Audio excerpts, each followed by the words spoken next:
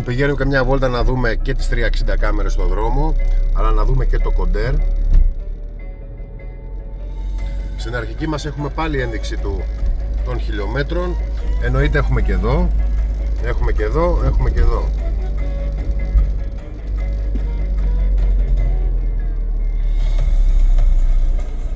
Στρίβουμε.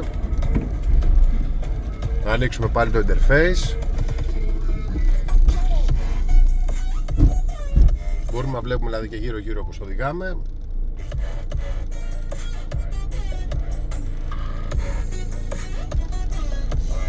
Αυτά, αρκετά για τώρα, να οδηγήσουμε.